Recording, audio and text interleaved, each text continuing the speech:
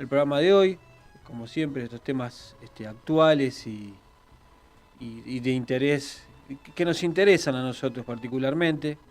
Estamos en comunicación con Demian Confino, que acaba de sacar un libro que se llama Patria Villera. ¿Cómo estás, Demian? Muy buenas tardes. Angelino, un gusto. ¿Cómo estás? Igualmente. Damián, el libro se llama Patria Villera, Villa 31 y Teófilo Tapia, Historia de una lucha. Sí, te voy a hacer una breve Sí. corrección. El último libro que sacamos es Ah, Sin pétalos, que es una serie de una saga de novelas negras que es lo último que estoy escribiendo. También, digamos, es bien a colación de otros dos libros que mm, también tienen esa temática. Y Patria Villera es un libro. Te iba a decir un libro clásico, iba a sonar un poco feo, porque no es clásico, es un libro que habla mm, de de la historia de las villas de Buenos Aires, mm, tiene una referencia importante en toda la gente que le interesa esa temática. La temática villas es un libro de mm. historia, de investigación, y está cumpliendo 10 años. Ah, Es un libro que sacamos en el año 2015. 2015, claro, porque yo me acuerdo de tus libros, bueno, leer Operación Mataderos, Correcto. La Mala. Sin pétalos es la continuación Mm. de La Mala y de Operativo Mataderos. Ah, este Ese es. es el libro, el último todavía no tiene, lo sacamos sobre mitad del año pasado, Mm, todavía no cumplió un año de su publicación. mm. Y, y bueno, y sí, Patria Villera sí está lo que está, el número redondo es que está cumpliendo 10 años este año. ¿Este es una reedición o es el mismo del 2015? Salió por Sicus en 2015. Claro, sí, exacto, salió por SICU, sí, Eh, no, es el mismo, mm. de hecho estamos planificando por ahí hacer algún tipo de evento por la sanción por la publicación hace 10 años, Mm. tuvo un recorrido importante en diferentes lugares, inclusive han habido jueces de la ciudad que lo han tomado para sus sentencias y demás, Mm.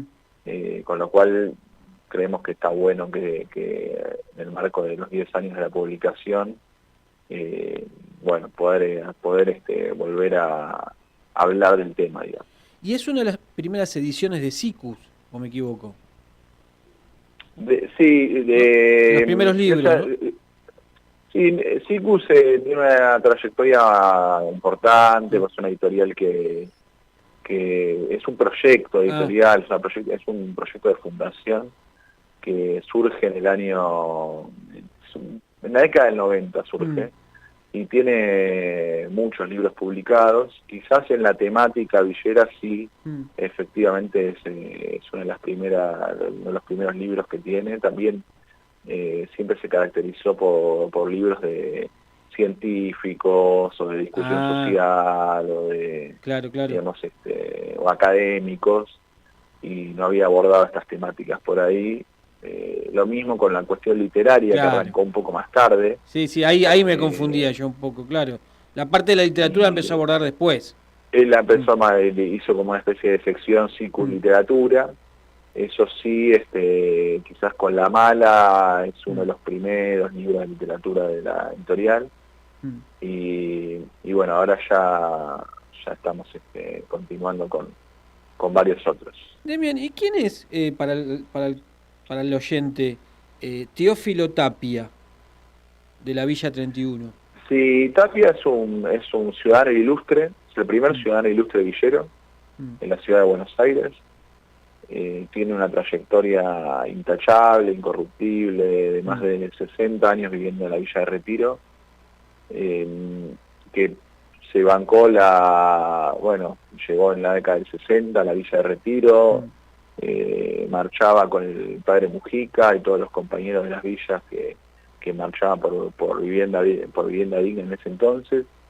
Resistió la dictadura, quedándose ah, en Retiro cuando la dictadura había ordenado la erradicación compulsiva de los barrios populares, y con una medida judicial junto a los otros alrededor de 40 vecinos que quedaban en Retiro, lograron que un tribunal les diera la razón y lograron una medida cautelar en el año 79 que impidió que la dictadura los sacara, ¿no? Una especie de David contra Goliat muy claro, ¿no? Total. Un puñado de vecinos vilipendiados, maltratados por la dictadura más sangrienta de nuestro país, logró interponer junto con unos abogados valientes también en ese momento del Partido Comunista, que se animaron también a demandar al brigadier Cacciatore y a lo que era toda la intervención de la ciudad por parte de la dictadura, y lograron acautelar a favor que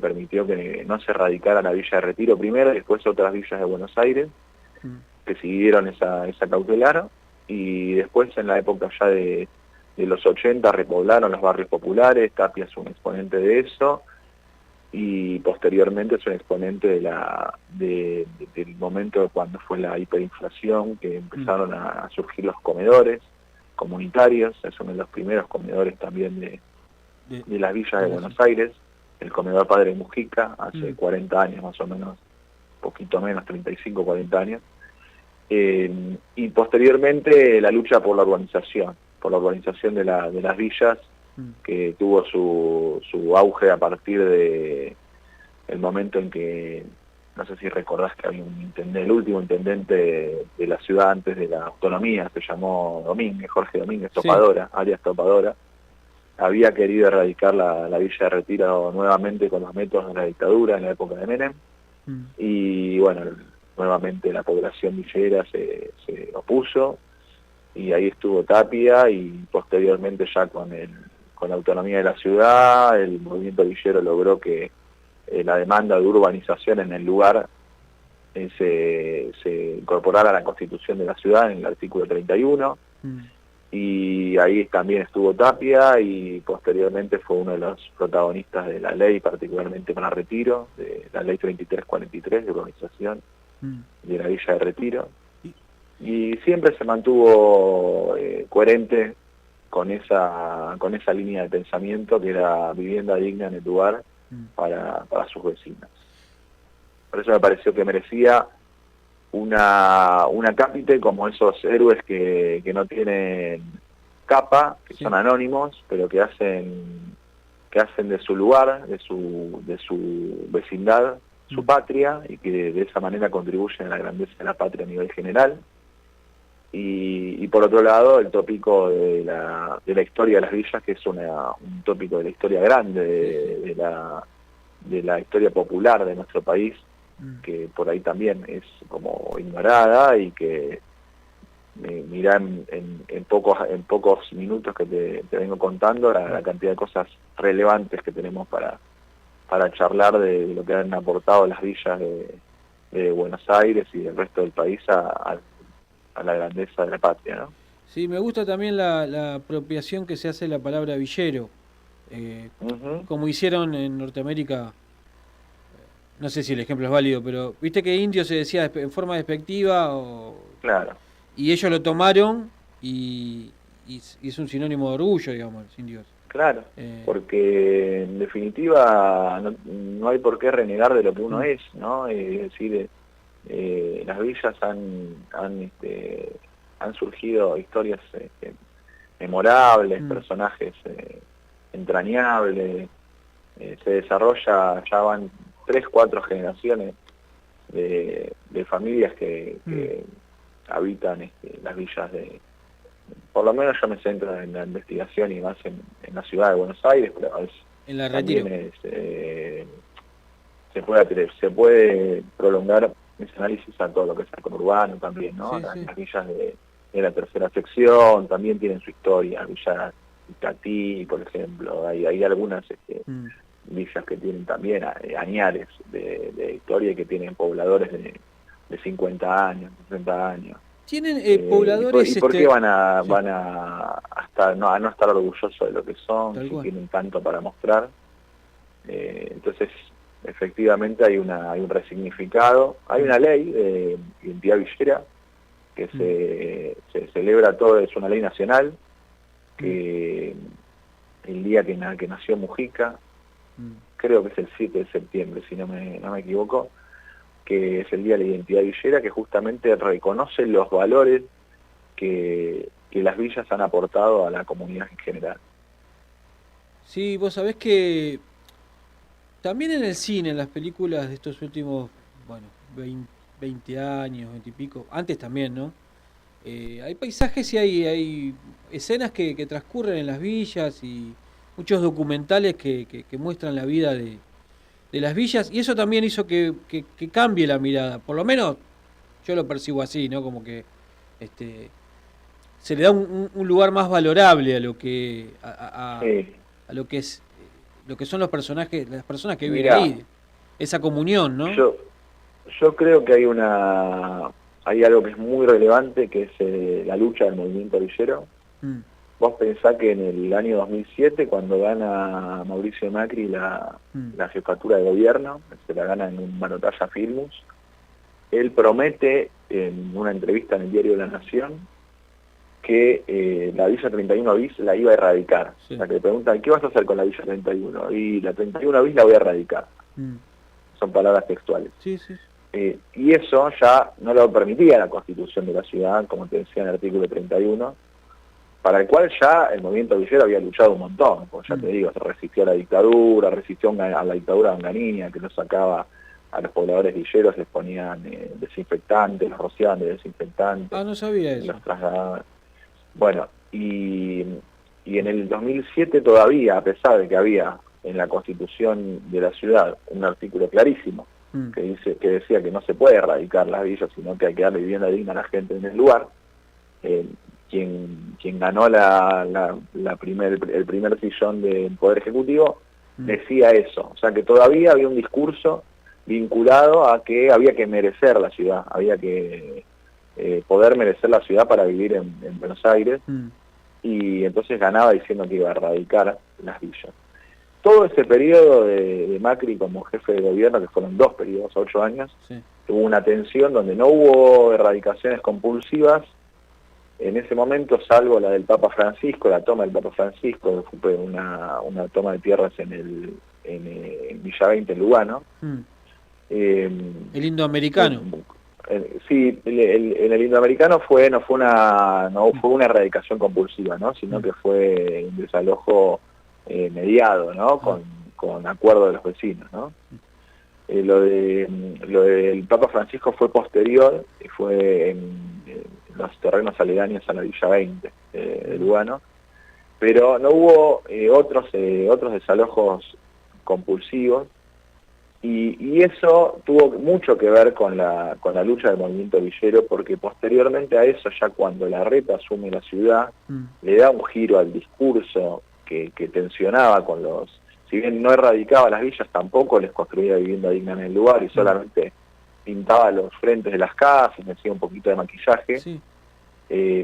Y por primera vez se empezó a construir vivienda digna en los barrios populares, allá por el 2016-2017, en varias villas de Buenos Aires.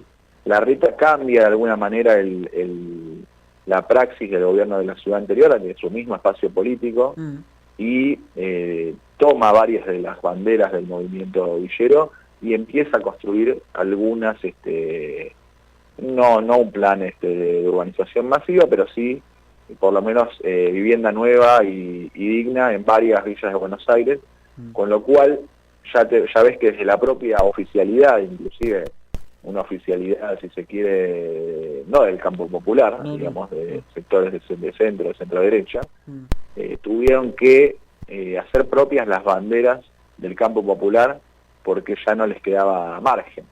Con lo cual, bueno, culturalmente, históricamente, políticamente, el movimiento villero había avanzado bastante, ¿no? Sí. Había conquistado, había logrado que no continuar en el lugar que ya les pertenece, digamos. Yo pienso que es Exacto. un sitio que Exacto, sí. A mí me interesa mucho cómo se establece la relación en la comunidad. Viste que, por ejemplo, o sea, de la Villa 31 siempre tenemos, el que no entró, el que no conoce, la imagen que te muestran primero es la canchita de fútbol, ¿no? Claro, Donde claro.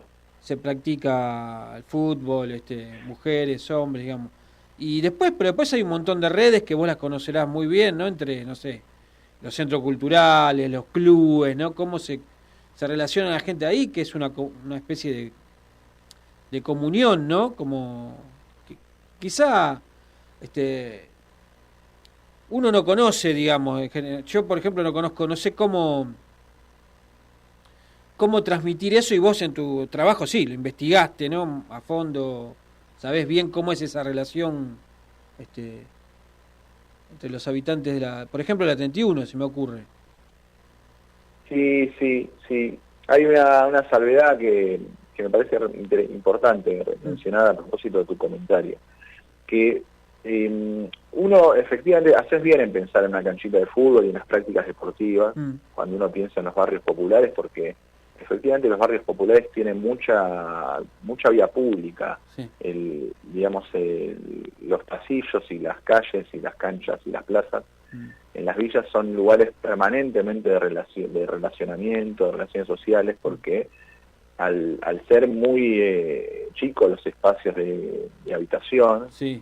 al haber tanta gente en muy poco espacio, la gente está en la vía pública. Mm, Entonces tenés chicos transitando los pasillos ahora en horarios nocturnos, o sea, los vecinos de las villas ganan las calles y ganan los pasillos, y hay mm, mucha relación social, a mm, pesar de que uno puede pensar, si no conoce los lugares, que las villas son lugares oscuros o mm, lúgubres. Entonces, la cancha de fútbol como símbolo, mm, pero un montón de otros lugares, digamos, son lugares muy importantes en los barrios populares, porque pasa todo en las ferias gastronómicas, las ferias populares. mm. Y sin embargo, hay un montón de reproducciones culturales, audiovisuales. Se me ocurre una que, bueno, parece que tengo algo contra Pedro, porque yo siempre le doy cuando hago entrevistas, pero no es porque además me gusta bastante el trabajo que hace, pero hay una película que es El elefante blanco, Sí. que justo es como lo contrario a lo que pasa en las villas, que es que todo es narco, todo es aguantadero, todos son fierros, todo es falopa. Y me acuerdo que cuando presenté Villa 31, que es un libro mío, es otro libro, Mm, una novela, en su momento lo habíamos hecho con la gente de Punto de Encuentro, creo que fue en el 2012, si no me equivoco. Y cuando la presenté, vino a la presentación un amigo de Mujica, un sobreviviente del atentado del padre mm, Mujica, Ricardo Capelli, y él pidió la palabra cuando terminé de hablar y dijo, bueno, esto, ¿no? Yo creo que yo había mencionado la película Elefante Blanco, y él dijo, claro, en el Elefante Blanco no muestran ni siquiera una canchita de fútbol, que es lo más típico de un exacto. barrio popular, de una Sí. villa. Entonces hay reproducciones, se ve mucho en series, se ven, no sé, en su momento estaba El Puntero, eh, bueno, El Marginal Sí. también, o bueno, Tumberos, quizás hay algunos, sí. Un gallo para Esculapio. Eh, Hay como omisiones en el segmento audiovisual, ni hablar si el registro el registro de los programas esos que eran de América, que sí. siempre eran Los estigmatizantes. especiales, sí. Pero también desde la mirada cultural con otra idea, Mm, también se han cometido ese tipo de injusticias y por lo menos si es, digo injusticias si lo que se quiere, sí, sí. o sea, justamente no es que se quiera ser justo con la realidad, sino quizás se quiere reproducir un estigma porque conviene a los fines Sí. económicos o de consumo cultural que se intente. Digamos, no hace justicia con la realidad, no a eso me refería. No, yo creo que yo estoy de acuerdo, sobre todo en la ficción. En los documentales no tanto. Empecé a ver documentales argentinos, los del Inca, por ejemplo, no sé, Claro, del claro. 2008 para acá, y Sí, sí, sí, tenés seguro. mujeres jugando al fútbol, tenés lo que pasa con la Sí, feria, los centros culturales, tenés otra mirada más amplia, ¿no? En los documentales. sí, sí, sí, sí, sí, Este, coincido. Por eso pero te quería hacer la salvedad porque mm, a veces todavía inclusive con producciones que uno podría decir, bueno, no están tan alejadas de nuestro esquema cultural popular, sin embargo, esconden reproducciones de estigmatizaciones que hacen que siga habiendo marginación también desde el plano cultural, ¿no? Sí, sí, como que gastan un estereotipo, digamos. Exacto, Bueno, y lo reproducen en teoría desde las buenas intenciones, desde una película que quería hacerle una loa a un padre, a un cura comprometido que emulaba al padre Mujica, y entonces quería un poco hacer una ficción de un cura parecido al padre Mujica y contar esa historia, cómo se compromete por los más humildes y toda esa cuestión, sí. y sin embargo está reproduciendo estigmas, ¿no? Sí, sí, sí, sí, la forma de hablar, de moverse, como que repiten los personajes, son estereotipos, tal cual. Y después otra cosa, volviendo un poco a tu pregunta de las redes y la comunidad en general de los barrios populares, en ese tipo de películas, en Casa de Elefante Blanco, no había ningún habitante de las villas del Elefante Blanco que participara de los esfuerzos por mejorar su barrio. Todo era gente de afuera. Los que querían mejorar un poco la situación era un asistente social, que era Belén Blanco, y el cura, que era Darín, ¿no? Justo ahora nos la agarramos con el Elefante Blanco, Sí, ¿no? Pero sí, digamos, esto justo se con puede la ver semana en que tiene diferentes Darín. situaciones. Justo. Y Darín que te legitima todo, entonces bueno, por eso también es interesante poder advertir cuando hay algunas trampitas, Sí. más allá de que ya sea trapero con todo su halo de prestigio, Sí. o Darín en el mismo sentido, el gran actor nacional, bueno, por ahí si estamos un poquito distraídos, nos comemos la curva. Exacto, sí, no, son grandes actores, grandes directores. Yo no la tengo muy presente la película, pero sí, seguro se ve mucho eso, como que caen a veces en un error, tal cual. ¿Por qué tienen que ser solo los de afuera los que van a ayudar? No. Que desde ya que son súper bienvenidos. Bueno, yo estuve mucho tiempo haciendo actividades sociales y políticas y culturales en barrios populares y siempre tratando de dar una mano, pero también, y esto era lo que quería completar, pude visualizar, el ejemplo de Tapia es uno. Tapia era puntal de un espacio que se llamaba la Mesa por la Urbanización de la Villa 31, el 31 bis. Sí. Y era un espacio en el que, bueno, habían organizaciones que íbamos a dar un apoyo y que estábamos ahí, pero todas las semanas, todos los viernes a la noche, se juntaba para debatir cómo seguir la estrategia para lograr la organización, y eran debates con una altura política, con un nivel con una formación. de comunidad impresionante. Sí. Y eso eran pobladores del propio barrio. Sí, bueno, sí. Sin embargo, por ahí pasan desapercibidos cuando se narra un poco la historia de los barrios populares. Sí, es mucho más interesante que populares. hacer una serie como El Puntero, digamos. Claro, exacto. Porque en El Puntero, bueno, hay algunos referentes que tienen prácticas de microcorrupción, si se quiere, y sí, como en todos lados, como en toda la sociedad.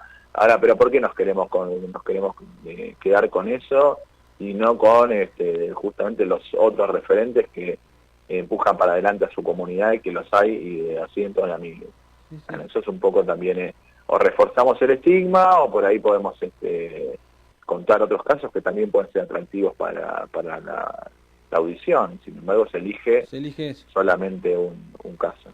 Y el ejemplo de Teófilo Tapia está muy pegó mucho en otras villas. Fue un referente, es un referente importante para otras villas.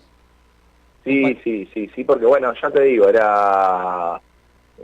fue declarado ciudadano ilustre por unanimidad en la legislatura, así todas las fuerzas políticas. Eso fue en el mismo 2015. Es un tipo respetado por todos. En el último tiempo se alejó un poco de estar más grande, ya es una persona de 80 y pico de años, 82 años, y entonces por ahí los movimientos más políticos o partidarios quedó a un lado, pero siempre fue una referencia durante, además eso no es en el último tiempo, sino durante los últimos 50 años. Sí, pues si me decís, yo la década del 60 no imagino cómo, bueno, por lo que leí, pero no imagino cómo sería. Hoy es muchísimo más grande la Villa 31, me imagino que la Y de... además, sí, claro, bueno, ya te digo que en la década del 70 quedaron 40 familias. 40 familias es literal, no es que Sí, quedaron 40 familias en todo lo que es el predio de Retiro. Y él y otro grupo de personas se les ocurrió que había que repoblarla después de la democracia, porque también corrían riesgos, si no estaba repoblado, de que en algún momento los quieran volver a sacar, o sea, diferentes estrategias, ¿no?, al respecto.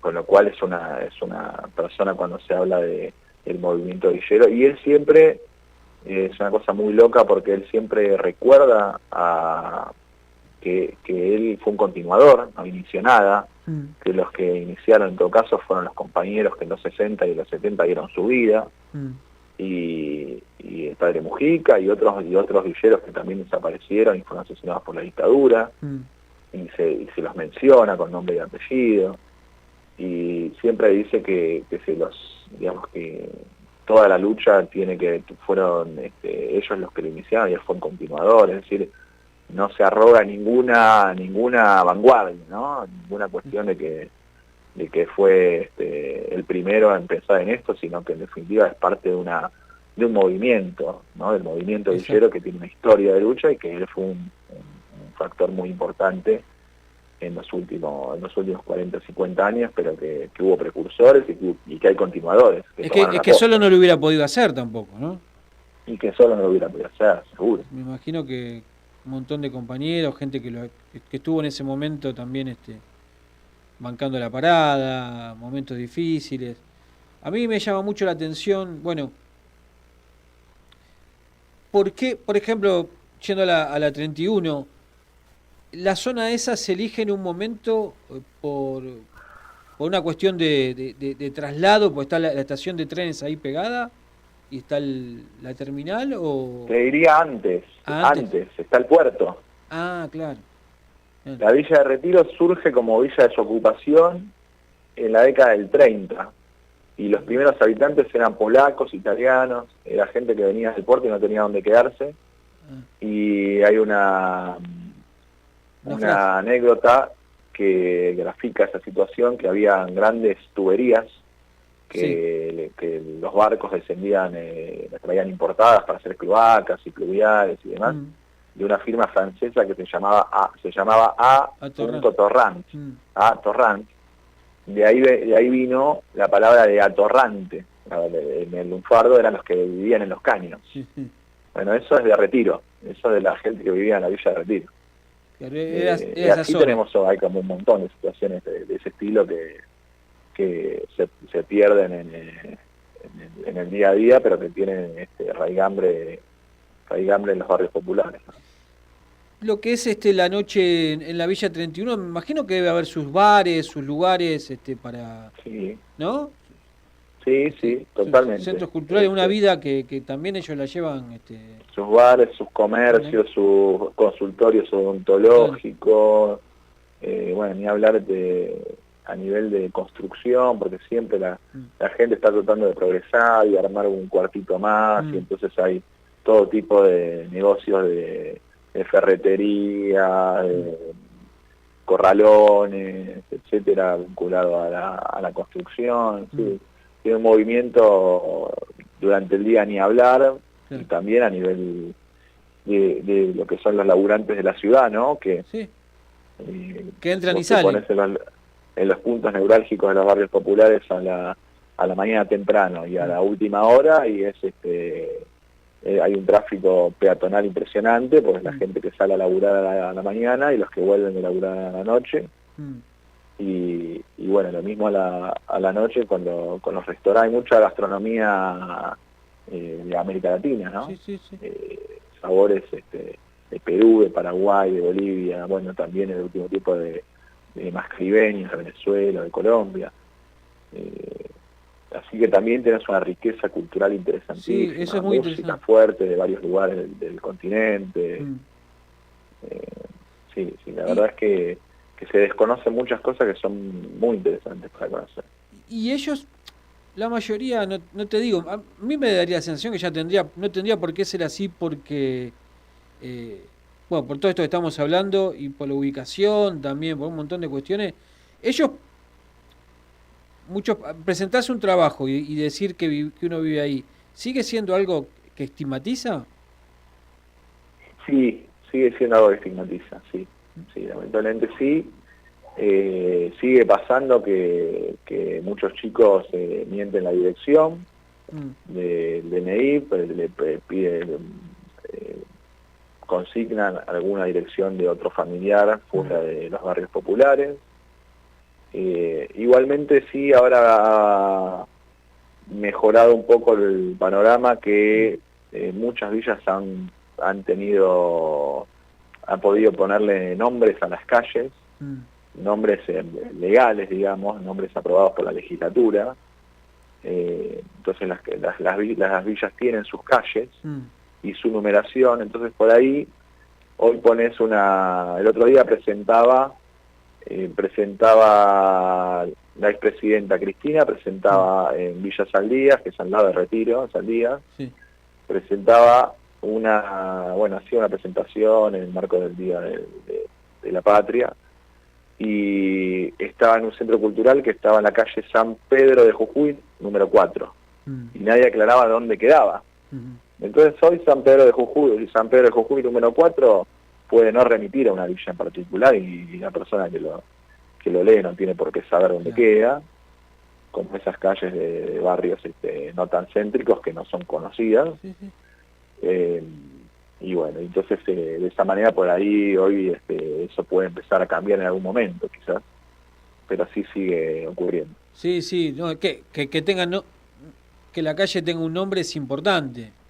Y sí, un Bueno, nombre, una numeración, mm, sí, seguro. sí, por ejemplo, en Loma de Zamora, me acuerdo trabajando en una época de docente, las, las ca- había calles que empezaban una numeración y a la siguiente la numeración era otra y otras no tenían Claro, nombre, claro. entonces hasta que no tienen nombre es como... Mira, yo me acuerdo de un proceso, nosotros en su momento yo participaba en un espacio que se llama Los Invisibles, mm, que participamos hicimos junto con vos mencionaste el Indoamericano, mm, el Parque Indoamericano, en ese momento hubo una toma de tierras grandes en Retiro, mm, en la parte que está atrás de la terminal de ómnibus, todo un segmento muy largo y muy angosto, era como una especie de chorizo, de mm, unos 40 metros de ancho por 500 de largo, desde Retiro, donde está la terminal de trenes, hasta donde empezaba el barrio Mujica. mm, Había todo un terraplén ferroviario, y eso se tomó en esa época, en el año 2010.